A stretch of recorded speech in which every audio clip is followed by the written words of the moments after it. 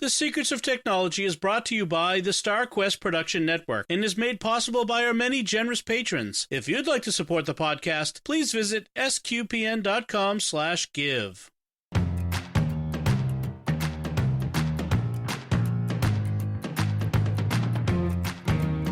Hi, I'm Dom Bettinelli, and you're listening to The Secrets of Technology, where we discuss the technology news that's important to you from a uniquely Catholic point of view. And joining me today on the panel is Joanne Mercier. Hey, Joanne. Hey, Dom. Before we get into today's show, I want to tell everyone about another show on the StarQuest Network they're sure to enjoy called Let's Science. It's very compatible with this show. You can find that wherever fine podcasts are found or at sqpn.com/science. And it's a fun look at a science topic every other week in about 20 minutes or so. It's a nice little show, and you'll really enjoy it, especially with your kids. I think that it's really friendly, kid-friendly, so definitely check that out. So we're kind of vamping a little bit this week. Our usual panel, tonight is supposed to be Father Andrew and Pat. Father Andrew is away, and Pat was with us, and then she's having computer problems. It's ironic. This show, of all the shows on the network, has the most computer problems, which maybe is not it may be a little understandable given that we're all on this show techies who are doing weird things to our computers. So maybe that makes So exactly. So I'm it. Yes. Joanne has graciously jumped in at the last minute so that I'm not sitting here by myself chatting with all of you. I have someone to talk to. Our first segment is going to be on various email tools, and this segment will be mostly me because, like I said, Joanne hasn't had time to really prepare the segment. So let's just jump right into it. And what we were going to talk about is tools to help you with your email. They're not email clients per se, like Apple Mail or Outlook or that sort of thing. We've talked about those before, but these are tools to help with your email. And this is not a comprehensive look. We're going to just look at a couple of different ones that I'm familiar with and how they might help you with your email. And most of them are cross-platform. There's one or two of them that are single platform only or single tech company only. But most of them are work across platforms. And the first one I want to talk about is kind of near and dear to my heart because it's actually a new app that's not quite out yet. I know it's kind of weird for me to talk about an app that's not out yet, but it's based on mail plugins that used to work on Apple Mail. I should let you know, Apple Mail used to have a structure where developers could add functionality to Apple Mail through plugins. They had a plugin structure. Apple got rid of that as a security thing. I don't love that idea. I kind of wish that they didn't do that. On the other hand, every time Mail got updated with an operating system, it broke all the extensions, and you had to wait for the developers to fix them all. And that's why I ended up stopped using a lot of them over time because it just was too much of a pain, and I just wanted to use the Mail client as it was. But Maven had used to be called Mail Suite, and it had these plugins in the suite called Mail Act-On and Mail Tags. They had other ones as well, but these were really good. Mail Act-On was really nice so Mail Maven looks like Apple Mail and will have all this functionality built into it. And one of the Mail Act-On functionality is you can use various key combinations to do things.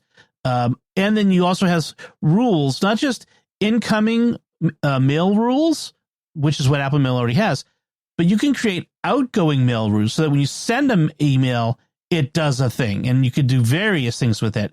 And there's also mail tags where you can tag your mail, so you can have mail across accounts that may relate to a particular project or an area of your life, and you can tag them, and then using search functionality and smart search and all this sort of stuff, bring all those together. So like when you file a mail in a folder, it can only be in one folder at a time.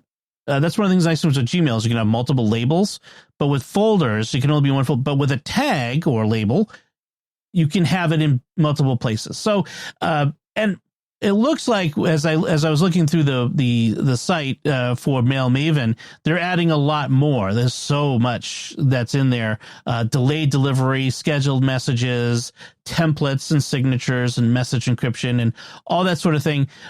It's once this comes out, I'm actually going to give it a pretty good look, because it looks like it works a lot like Apple Mail, but with all this extra functionality, it may be worthwhile checking this out. So Mail Maven, and that's at mailmaven.app, and you can, click in there and ask to be notified once it's available. So that should be pretty interesting. So Dom, what this type of a mail tool will do is help you to organize then your mail. For example, I have 2 or 3, actually 4 different emails for work. Mm-hmm. And they're, each one is for a specific thing. A tool like this would help me bring them all together, at least with tags, so that I could find what I'm looking for. Or it'll help you keep track of it. So it's a mail client, but it will help you keep track of mail in the various places, organize them, tag them, and take action on them of various ways. This, like, I have to send out emails like at the beginning of every month. I have to email folks who've made pledges to our Patreon, patreon.com/StarQuest. They've had a decline on their credit card, like maybe their card's expired or something like that. And so I usually email folks and just let them know, and hey, here's a link to an explanation on the Patreon site, and I have to create emails for each individual person. And Mail Act-On would help me do that with a touch of a button. I could mail merge it in, whereas now I have to do it all manually, one at a time. It would be nice to have a tool that does that sort of thing. And this is a mail client that replaces Apple Mail instead of working inside Apple Mail like the old Mail Suite used to do. So okay. Yeah. So that's one I thought was very interesting off the top. It's not one you can use today, but it's one off the top. Another one that I use now, it's not a plugin. It's an outside service. I've used this, for maybe 10 years now. I mean, I've been a paying user for SaneBox at sanebox.com at least a decade, maybe more. Because I think when I worked for the Archdiocese of Boston, which is more than a decade ago now, I had it there. So what this does is it connects to your either you can use a Google account, an Office 365 account, or iCloud, and it connects to your accounts, and it watches your mail as it comes in, and it creates a set of folders.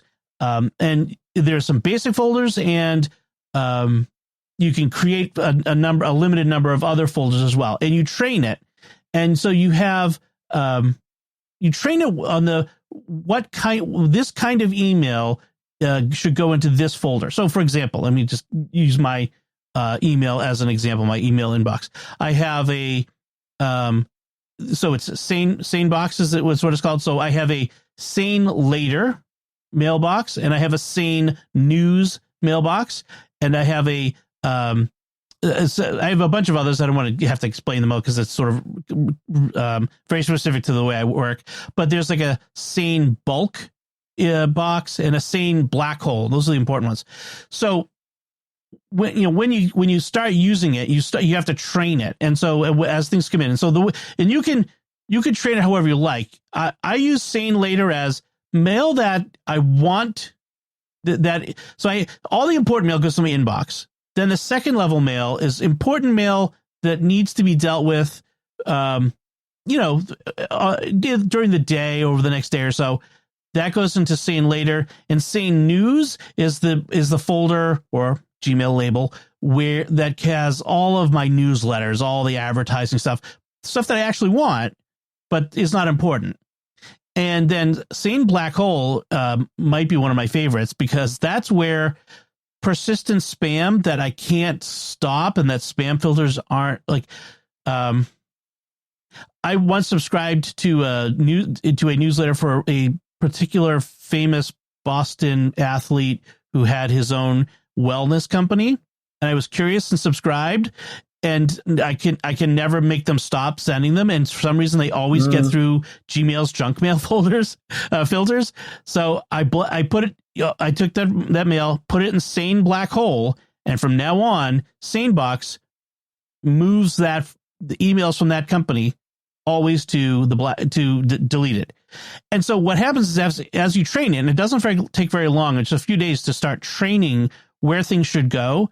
And now it just files everything for me. And it's been doing it for so long, and it puts things, in the right places for me. It's like having an assistant who's organizing my mail for me. And so my inbox is almost always empty. I have like one email in it right now, which that one looks great. Yes. That I could use for work, I'll tell you.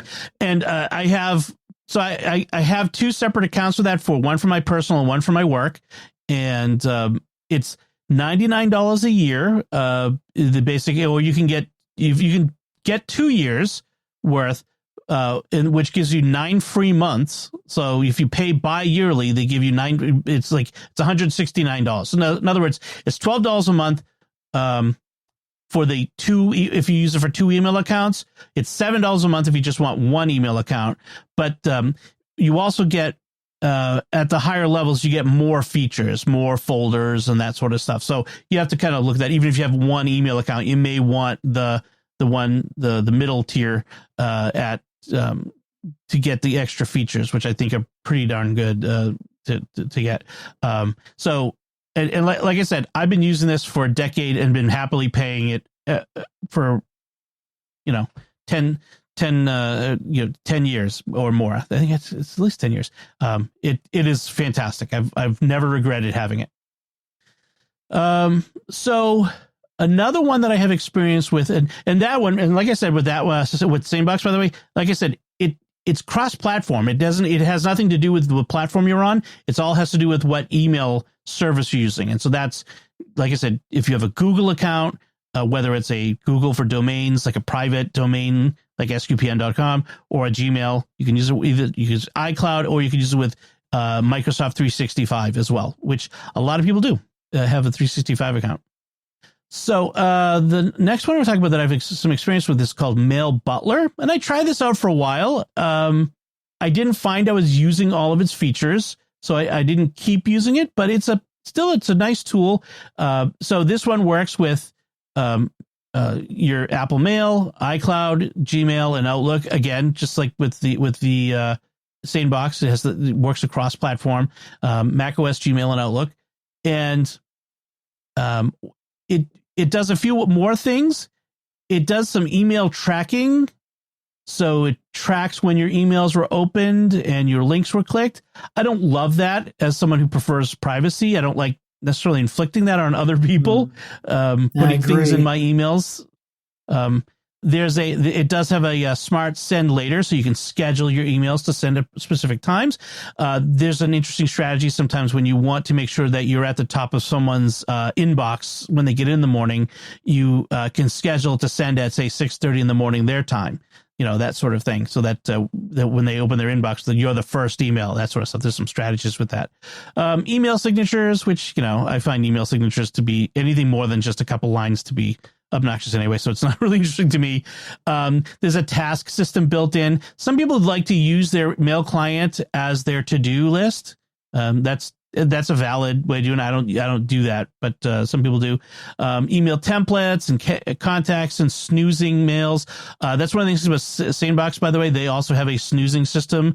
If I forward an email to say it's a Sane Tomorrow at sanebox.com, it will resurface that email in my inbox the next day, that sort of thing. And so Mail Butler has some things like that as well. So it also has tags and a new AI-powered email assistant that can write your emails. You're going to see a lot of that. There's a lot of that going on these days. Getting assistance in using AI to help you write emails. I'm old school on that still. I'm not sure how I feel about that.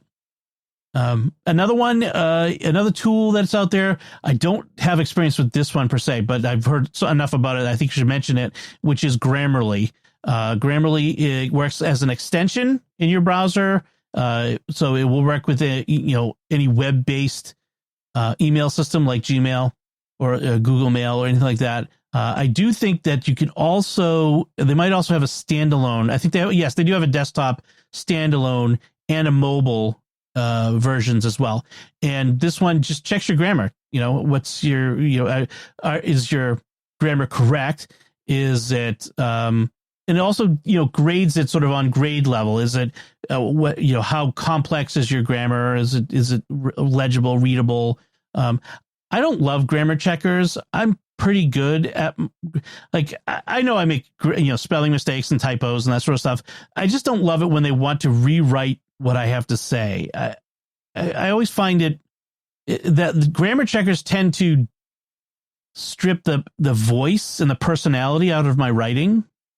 Maybe you should. My take on it would be, because I have to write for a specific type of audience, like church.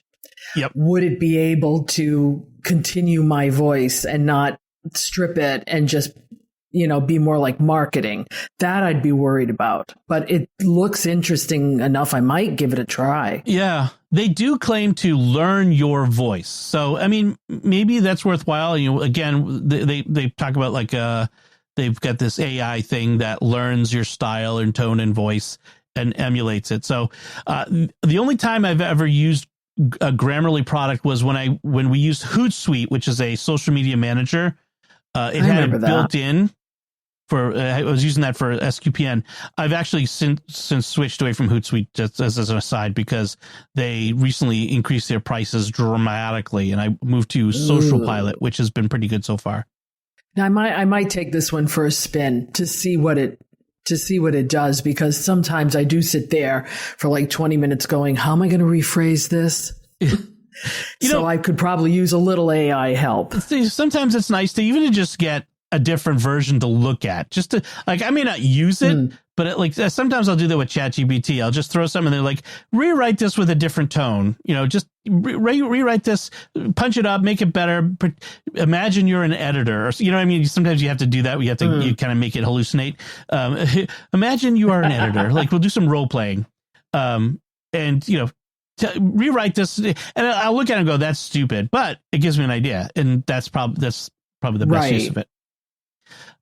Now, another email client that is supposed to be pretty good. I haven't tried it yet, but it is supposed to be. It's cross-platform. Newton works on iOS, Android, Mac, and Windows, and Chrome OS. So so cross-platform, works everywhere, and it's supposed to have a ton of features.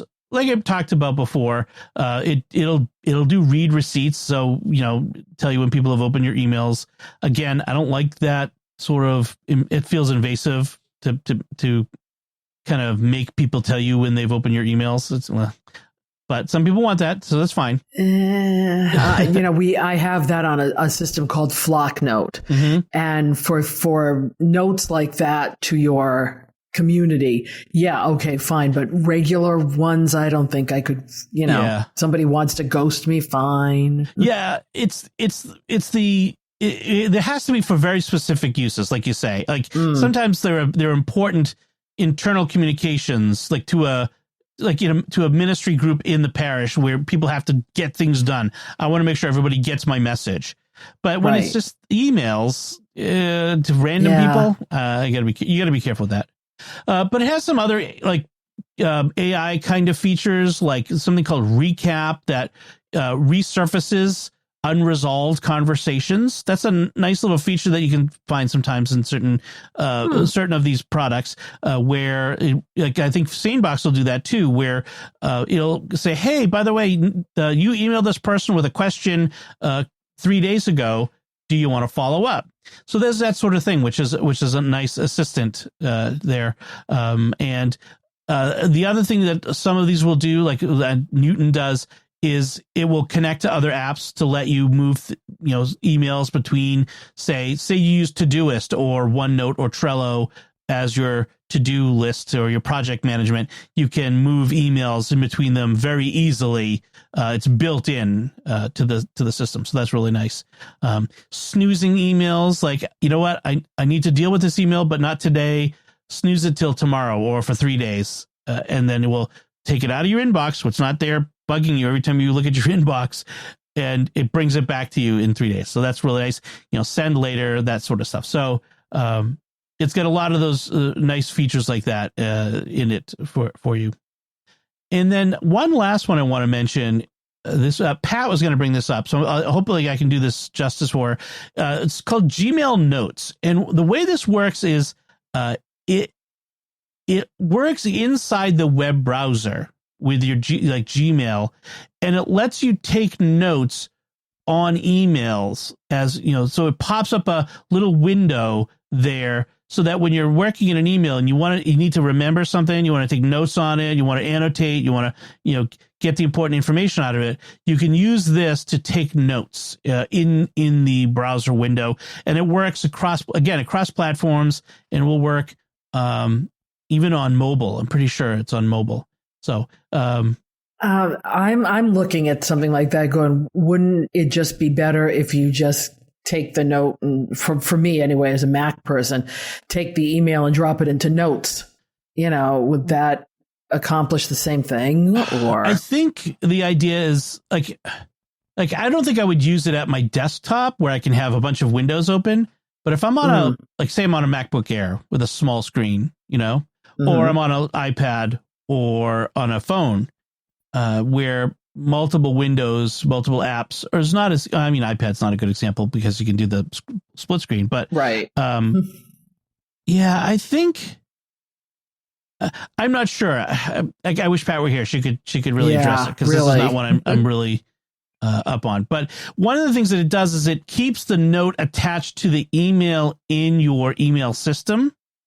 So that's a big difference too. So if I get an email from you and I want to make an important note about this email, and I put it in, I archive it, and then I need to refer back to it, I open up the email again, the note I made about it is right there, as opposed to in Apple Notes and another. So that I think may be a big reason why that's would be beneficial. So something to keep in mind.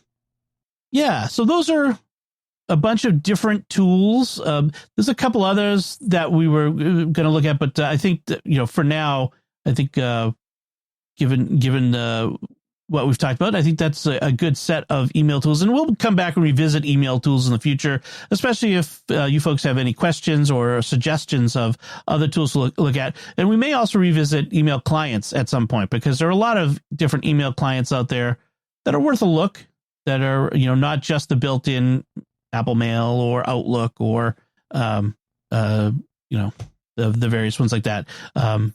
It's worth checking out and seeing if they might have features that can help. All right. So with that, let's take a moment right now to thank our patrons who make it possible for us to create the Secrets of Technology, including Robert and Madeline L., Andrea M., Eric A., Cher W., and Father Jeff H. Their generous donations at sqpn.com/give make it possible for us to continue the Secrets of Technology and all the shows at StarQuest. And you can join them by visiting sqpn.com/give. So, Joanne, our first couple of headlines are ones you brought to my attention. So I think we should jump into those. They have to do with the Roku streaming boxes. What's going on with Roku, Joanne? Oh, this was a good one. Roku apparently has updated their terms of service. And normally when you have a streaming device and they do something like that, it comes up when you fire it on, and then you have choices. They only gave you one choice, accept. Oh. If you didn't accept it, you couldn't get into your Roku. Let me tell you, it was the talk of the subreddit for the last 3 days. Wow. Because people were screaming, people have come up with hacks like, if you keep pressing the button, if you keep pressing the X, you can get out of it quickly. They're trying to do all kinds of things. I don't like a company that sells you something. Yep.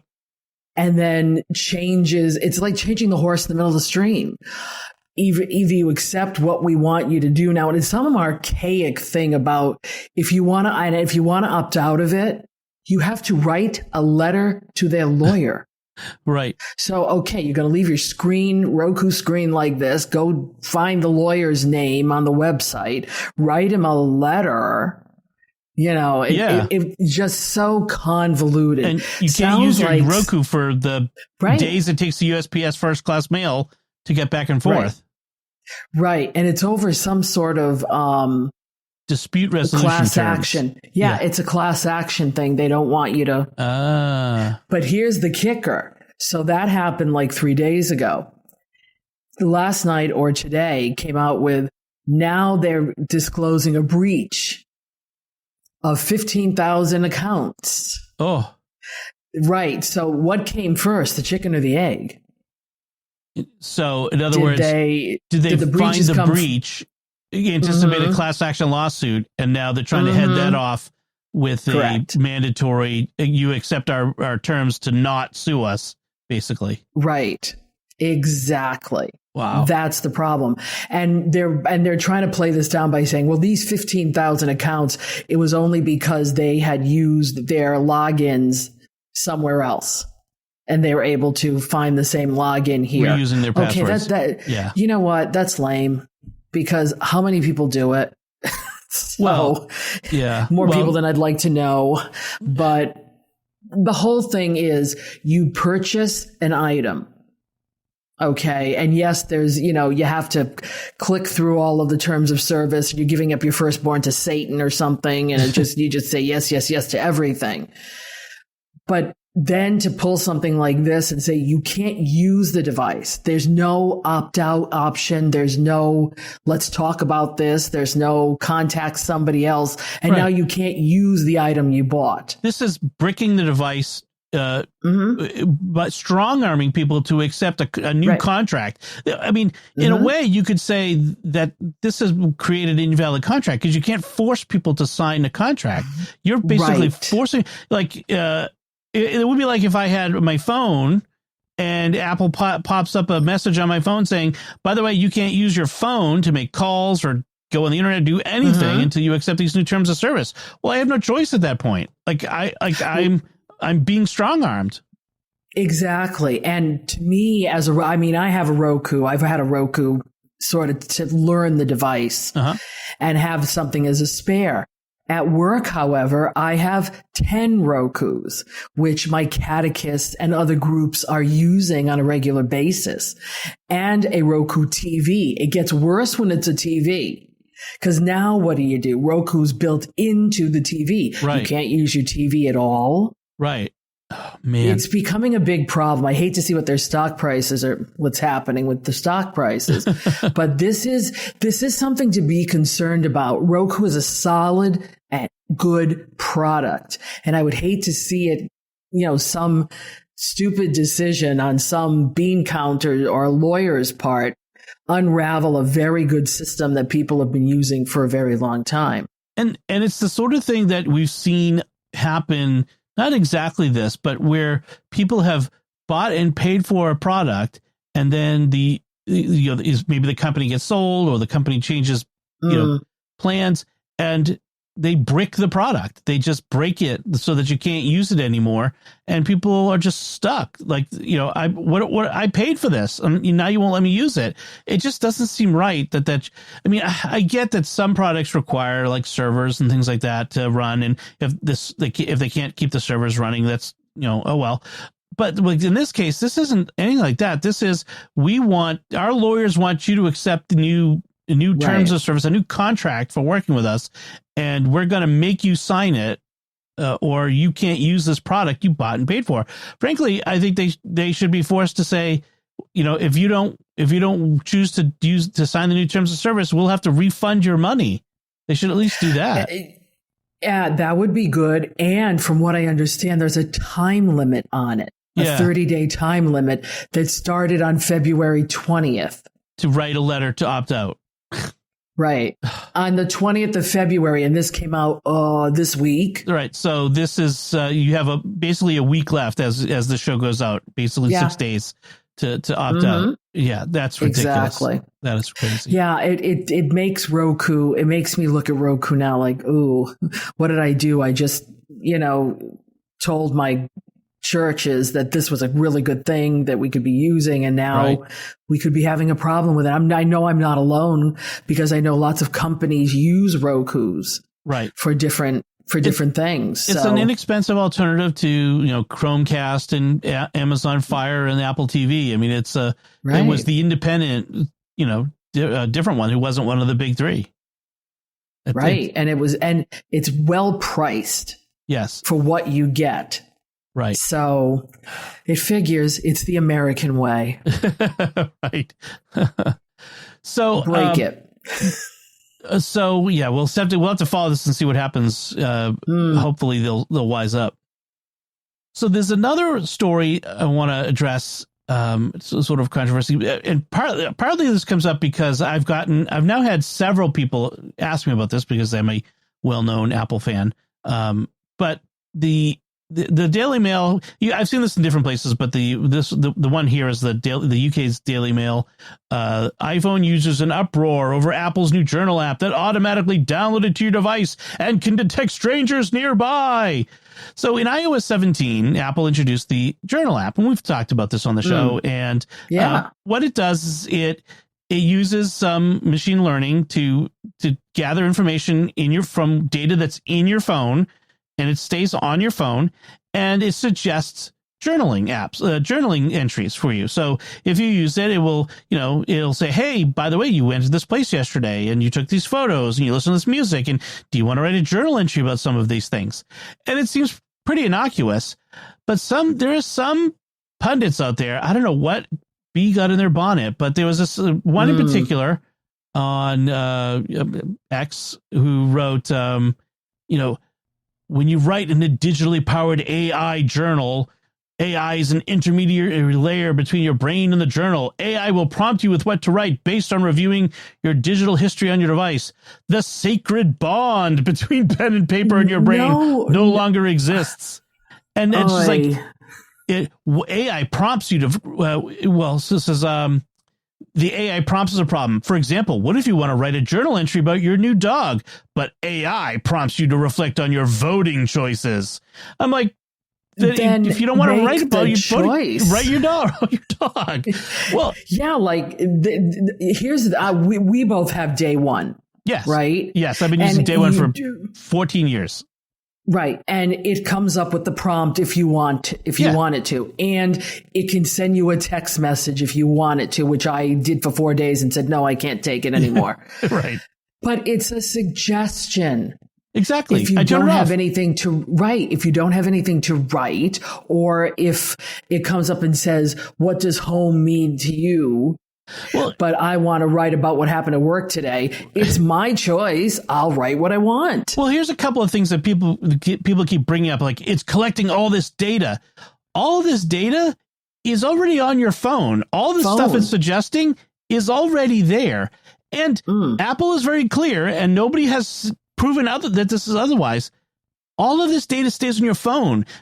All the AI stuff, the machine language stuff, the algorithm stuff is in your phone. It is in this article, in fact, tells you that it's in your phone. It doesn't go out from your phone anywhere. It's not sending it to the cloud. It's not doing anything with it. It's not transmitting information about you to anybody. It's just, hey, this is the information that already exists in your phone. You've got photos on your phone, right? You've taken photos. Right. How is that different from having a Photos app?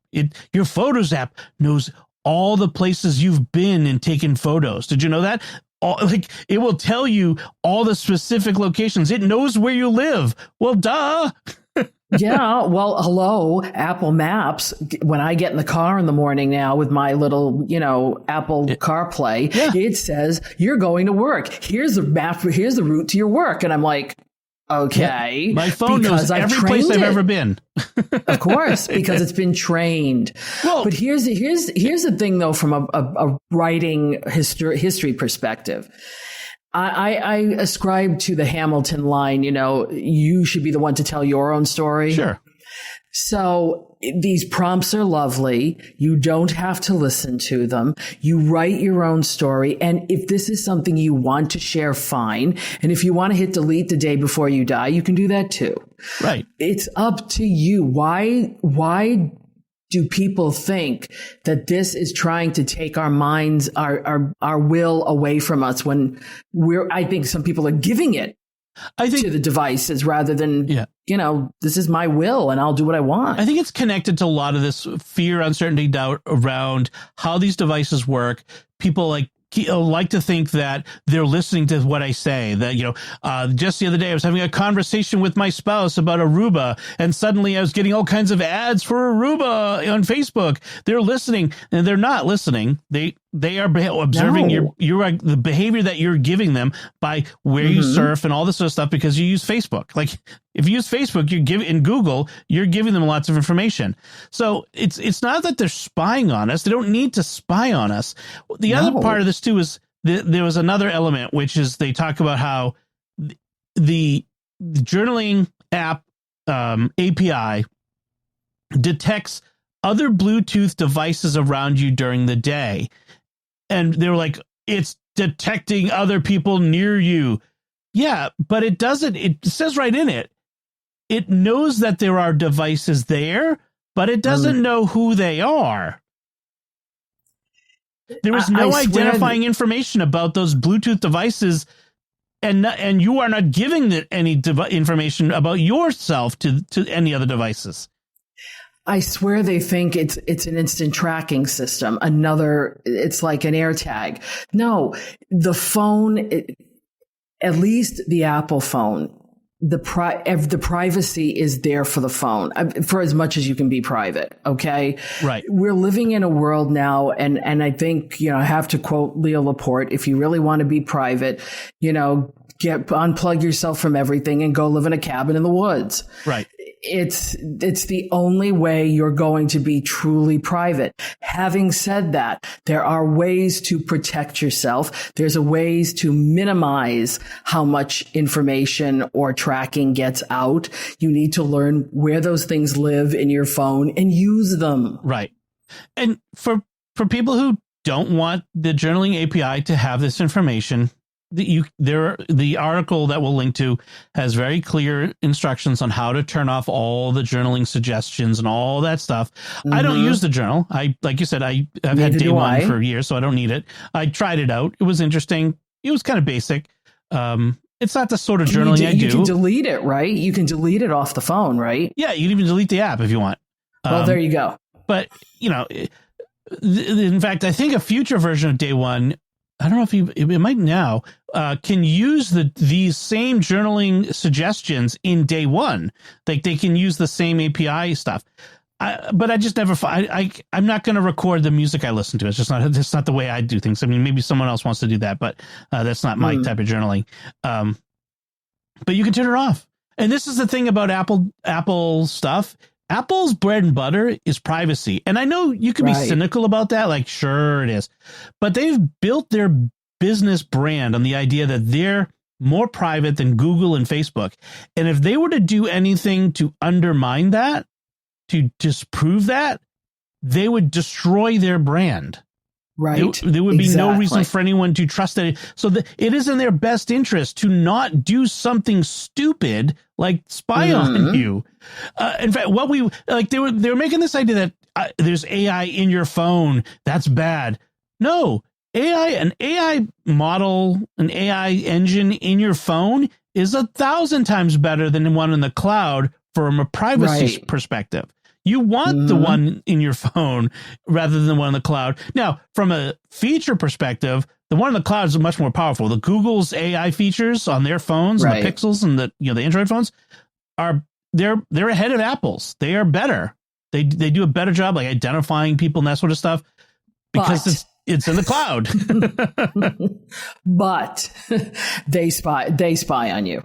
They keep your information. They use your information. Right. All that information is in the cloud and they're using it to advertise to you and that sort of stuff. And that is as long as you go into these things understanding that's what's happening, then you're making a decision as an adult to engage in this behavior where there's a transaction, they get information from you and you get the features. If you're okay with that, power to you. There's nothing illegal, immoral, or unethical about any of that, as long as everyone is aware of what's going on. But in this case, Right. that's not even what's happening. And, it's a tempest in a teapot, and it really kind of blows my mind. It was an alarmist article. Oh my gosh. It really was the way it read. And people who don't understand how the technology works, they read this stuff and there's enough there to make them go, oh my gosh, that's true. This is terrible. Apple is spying on us. They're not. No, it's not. They're just not. Yeah. So I'm sure listeners will have more questions on this. If you do, we're happy to address them in a future episode. Send them in, technology@sqpn.com, and we'll address this more. Our next headline is one. I like this one because I've personal experience. The article from Scientific American. The headline is "Making Alarms More Musical Can Save Lives," and they're talking about specifically medical alarms. Anyone who's ever been in a hospital for any length of time, whether you're yourself or visiting someone. My wife has had 5 babies in hospitals, so I spent a lot of time there, and elderly parents who've been in hospitals. That there's constant, if there's one thing you can count on being in a hospital is the constant beeping. Something somewhere is always beeping. And they talk about alarm fatigue and how people just get immune to hearing alarms. And so the scientists studied the sounds and came up with the suggestions for other sounds that are better for helping us to pay attention to them, and that we should be differentiating sounds between the different devices depending on how important they are. Percussive timbres like wine glasses clinking for important alarms, loud flat tones that lack high frequency, like a reversing truck's beep, beep, beep, beep. That's for less important sounds. They kind of fade into the background. What do you think, Joanne? Have you had the experience of dealing with hospital alarms?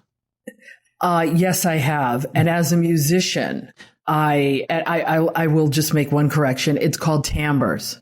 Sorry. Okay. That's okay. It's a musical term. It looks like timber, but it's timbre. Yes. It does look like timber, but it's timbre. I learned that early on. But a timbre is a tone quality. Okay, so you can have the same note sounding, but different timbres and overtones will give it a different quality of sound. So even if you're doing a pitch of A, for example, it's the best way to say is on a flute, it sounds one way. On a clarinet, it sounds more woody. On on a piano, it sounds more percussive. So what they're saying is even if you have to use the different sounds, to kind of shape them in a way that one will call your attention to one device, another one will call your attention to another device. So It doesn't even have to be high or low. It's just the change in the quality of the sound. I thought it was quite interesting. Yeah. And I think some of us already have when we hear certain sounds in the real world, we know what a truck backing up sounds like. Right. Okay. Our forefathers would have known what a train whistle sound like, and it meant a train whistle. Yeah. Right. But when you go into a hospital, every single one of those darn machines sounds exactly the same. Yeah. And I don't know that even the people who work there can tell the difference. No. And I have nurse friends who cannot. Yeah. So everything is bing bong. And half the time they go tone deaf. Yeah. Because they don't want to deal with it. This was a very good article. It brings up a really good, it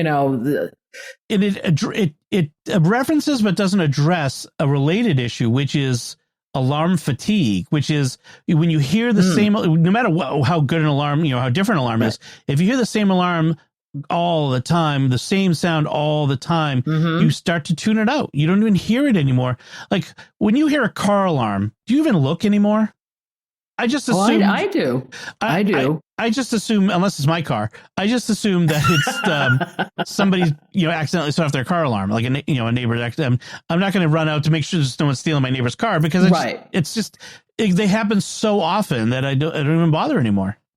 But even car horns are different. I mean, I just changed cars, they're 2 different Subarus, 2 different years, but my old car horn sounds different than my new car. My new car horn sounds a little wimpy. Sorry. But even my ringtones, I have separate ringtones for people. Oh, I do too. That I've associated with them so that I know whether to hurry up and answer that or that one can go. And then I have the default ring, and that's for everybody else. And I know to just ignore that. Right. Melanie is U2's Beautiful Day. Okay. My dad was La Donna Immobile. Oh, La Donna Immobile. Now makes me sad because I'm never going to hear that anymore, because my dad's gone. I'll tell you, I'll be on total disclosure here. My mother's was Copacabana. Nice. So every time she called it, exactly. Nice. But these type of things make you react a certain way. So if we bring that into a hospital setting or a nursing home setting and do the same thing where something that's telling them that somebody's breathing is now being cut off sounds different than the saline solution going into somebody else's arm. Yep. It's two different responses. It should be two different responses. Yeah. The beep of the IV machine, like that constant beep that, like I remember Melanie trying to sleep after having, C-section, and the beep it's irregular. It's not constant. And it's irregular enough that it just could keep you awake. Right. I remember trying to sleep in the room with her. And it's like, and it's like, why does it have to beep? People don't realize how much music or how much sound affects them in certain ways. Yes. And without it, or too much of the same thing, can disaffect you as well as affect you. People don't give music enough credit. We've got an episode of the Secrets of Doctor Who coming up. It should be out in a couple of weeks, I think. We've already recorded it, called Scherzo. It has to do with, it's an audio story, and it has to do with a sound and a creature made of sound. And an alternate universe sort of thing. And it's very much there's the whole thing about how the king banned music from his kingdom, and then what that did, how it broke everything when music was gone, because everything is musical, even our heartbeats, even the waves, even the everything is music. And that's what kind of reminded me of. So, if folks are interested in that, it was a really great discussion Father Corey and I had about that story. It was called Scherzo. Should be out in a couple of weeks, I think, on the Secrets of Doctor Who. So, all right. So let's move on to our final headline. And this is another, it's an Apple headline, but really this applies to all electronic devices. The headline is Apple officially warns users to stop putting wet iPhones in rice. And this is a thing that been common advice for years, that when your little electronics get wet, you should put it in a bowl of rice and let it sit, because rice is dry, and we know that rice absorbs liquid to, when we cook it. And so what would be better?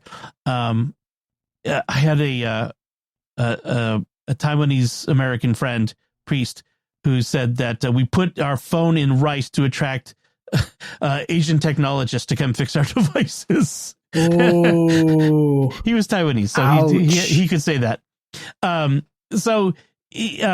But they said stop doing this, because rice, like commercial rice, isn't just a bunch of grains in a bag.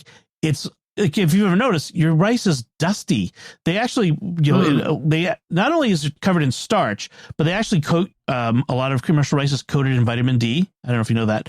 So that's why I don't rinse my regular long grain rice. For short grain rices, now we're in the cooking segment. Short grain rices like jasmine and basmati, I rinse those. But for regular rice, like long grain Carolina rice, that sort of stuff, I don't rinse it, because I don't want to wash off the vitamin. But there's also like hulls and broken bits of rice and all this sort of stuff. And so they're like, all that dust and stuff can get into your phone if you've submerged it in a bowl of rice. So don't, and it doesn't actually work. It doesn't work any better than just leaving your phone to sit on the counter. Well, but all these people have done it for years. Yeah. And then the other hack, I believe, is those silicone packs. So I save the desiccant packs So do I. From when I get packages, and I put them in a Ziploc bag so that they don't absorb the humidity of the regular atmosphere. And then that way, if I get a device gets wet, I can throw it into the bag with those. Don't eat the packs, remember. But you throw it in the bag, and that's a desiccant that'll help as well. But they, in general, what they're talking about is if you get that warning, like if you plug a cable into a phone, it might pop up a warning saying, we've detected moisture inside. Unplug it. So just unplug it, set it aside, and just put it in a place with it moving air. Maybe you could blow cold air on it, but don't use a hairdryer, anything like that. I mean, in general, if iPhones are generally pretty waterproof. Most decent phones out there that you're paying more than a couple $100 for are generally going to be pretty waterproof these days. But if you got a problem, take it to the store. I mean, at this point.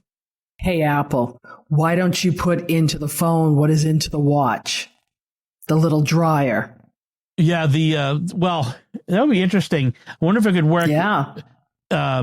So on the watch, it uses a ultrasonic to vibrate any moisture out of the little speaker grill, which is the only opening on the watch. Is a tiny little speaker, right? And that's the only opening. But there's a lot more openings on a phone. There's like the port and the speakers. I don't know. Could they do it? I bet you could still do it. Well, Apple wants to get rid of. They're Apple. Yeah, Apple wants to get rid of the port anyway, so that may become a moot point. Don't do that because I have a wired CarPlay. I need to have. That's probably why they haven't done it yet. Yeah, that's why they haven't done it yet. But don't.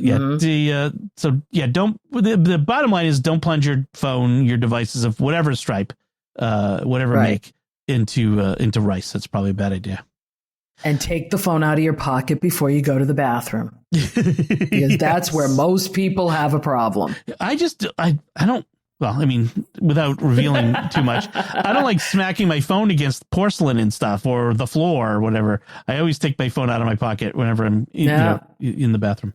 TMI, I know. Nobody wants to imagine. I won't tell you about my friends anyway. So, let's at this point move on quickly to our picks of the week. And Joanne, why don't you go first? What's your pick this week? My pick, because I listened to last week's episode, was something y'all forgot when you were talking about photos and where to store them. And you don't want to store them in like a commercial company, and you may not want to put them in the iCloud. Those of you who own the Synology network attached storage systems, there is now a system or an app called Synology Photos. And it will set itself up on your Synology NAS as a repository. You put the app on your other devices and it will take them all in as you take pictures. It will also suck all the pictures out of your Macs. And I only have experience in the Mac, so it probably does it for the Windows as well. Yes. And I've been starting to use it, and its AI facial features are pretty good. It does animals, so it will distinguish between your dog and your cat. But I kind of like it. I wanted a place where I could put everything, because I have some in Amazon, some in the cloud, got the rest out of Google. But I wanted one place that was near, that was here in the house just in case the other two go down. And it was free. It comes with the Synology package. You've already paid for it. Yeah. Yep. So give it a shot if you're looking for that type of system. Yeah. It is cross-platform, and it installs on your phone, Android or iOS, which is great. And so it will take your photos as you take them, automatically put them into the Synology system. The app looks like iPhoto and Google, Photos. Yes, it does. You'll be familiar with it. It looks a little more like Melio. It's, I it's don't a have little experience more with that on one. the, Okay. Yeah. and I have a little bit of experience with that. It looks a little bit more like Melio, but Okay. I like the way it initially sets things up, and now I'm starting to play with it as far as making different albums and all that kind of stuff. Now, the one thing that caveat to hear is your photos are only going to be on your NAS. So if something happens to your NAS, something happens to your house, you lose your photos. So you've got to make sure you're backing that up somewhere else as well. Offsite. 3, 2, 1. 3, 2, 3, 1. 2, 1. Right. Yep. So, like I said, I back up my NASs to the cloud. I use Amazon's Glacier to back up my my NAS, and actually I also have a local backup as well. I have a hard drive that sits next to the NAS that backs it up as well. And there wasn't it could have been could be easier to set those up. I'll admit Synology is great, but maybe we could do a episode where we talk about Synology. I don't have experience with any of the other NASs. Synology is the one I love. Me too. It's same here. Used it for years, and I've always settled on it. But yeah, you're right. Synology Photos is another alternative that, if you could do it, you could do it with alongside iPhoto or Google Photo and Amazon Photo too. Yeah. I would never suggest it to be the only solution for your photos. It needs to be one of a few different solutions because things can get lost anywhere. Yes. Yep. So, or Roku could put a disclaimer on it and you can't get your photos either. Right. So my pick this week is a little offbeat, a little unexpected. So I found this article on this blog by Jay Summers. It says that you're probably using the wrong dictionary. And it's an interesting article about what the purpose of dictionaries, what dictionaries used to be for. And they weren't just there to give you bland definitions of words. That there used to be ways to help you think and write, to give you to punch up your language, really. The article goes into the blog post goes into some detail about how a famous American writer like John McPhee used the dictionary to do more than just define a word or even get synonyms, but to really provide imagery and poetry and art to his words. He talks about writing about taking a canoe, and when you look up a canoe in the dictionary, it just means it's as a canoe or canoeing. A modern dictionary would call it a water sport that involves a boat of some sort. You know what I mean? Whereas an older dictionary, a diversion of the field is one of the definitions. He's like, oh, and so he incorporated that into a story he was writing about taking a canoe trip in the wilderness and how it was a diversion of the field, an act performed not because it is necessary, but because there is value in the act itself. And that's much more poetic than saying, oh, it's a sport. So that said, the writer of this blog post, James Summers, it's jsummers.net, but James Summers suggested that people use an older dictionary, and specifically Webster's 1913 dictionary, which is he thinks is as he says, the closest thing you can get to a plain text, easily hackable, free, out of copyright version of the dictionary that McPhee would probably have used. So it adheres to these sort of standards, and it's available in an open source format, a text format. And his article on the blog post even tells you how to install Webster's 1913 dictionary on your Mac, iPhone, Android, and Kindle. He doesn't go into Windows. I'm not sure. There's probably a way to do it in Windows. If you Googled it, there's probably instructions online for how to do it on Windows. Now, the original blog post is from 2014, so the iOS instructions are not as good. The Mac OS instructions are no longer valid. So there's another article I will link that gives the updated instructions for how to install it on your Mac if you so choose.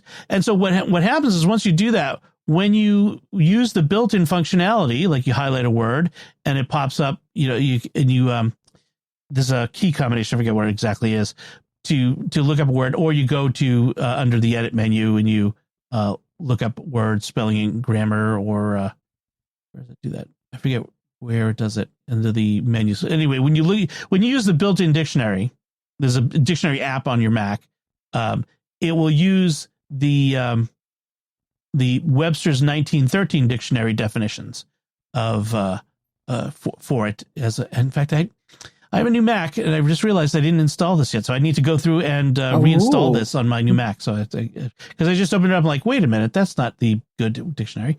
In any case, it's fun if you're a word nerd. If you like words, it's a nice throwback. It's fun. It's kind of fun to take a 21st century tool and install this early 20th century tool on it and make it work. There's even a web version of Webster's 1913 at websters1913.com where you can go and look up words there and get the older version of it. So that sounds cool. Yeah, it's fun. I even put it on my Kindle. It's kind of fun to, as I'm reading, looking up words on my Kindle, and getting the older definitions. All right. So that does it for us this time. We'd like to take a moment now. I already thanked our patrons. Thank you again. Now is when I ask all of you listening to let us know what you think of our discussion or anything we've talked about this time. You can do so by commenting on the show at sqpn.com/technology or the StarQuest Facebook page at facebook.com/StarQuestMedia, or send an email to technology@sqpn.com, or visit the StarQuest Discord community at sqpn.com/Discord. You'll find links from our discussion and our picks of the week on our show notes at starquest.fm/TEC248. Remember to like each episode of Secrets of Tech on our Facebook page, retweet them on X, where we're at SQPN, and leave us comments wherever you find us. We love to hear from you. Until next time, Joanne Mercier, thank you for joining me and sharing the secrets of technology. Thanks, Dom. And once again, I'm Dom Bettinelli. Thank you for listening to the Secrets of Technology on StarQuest.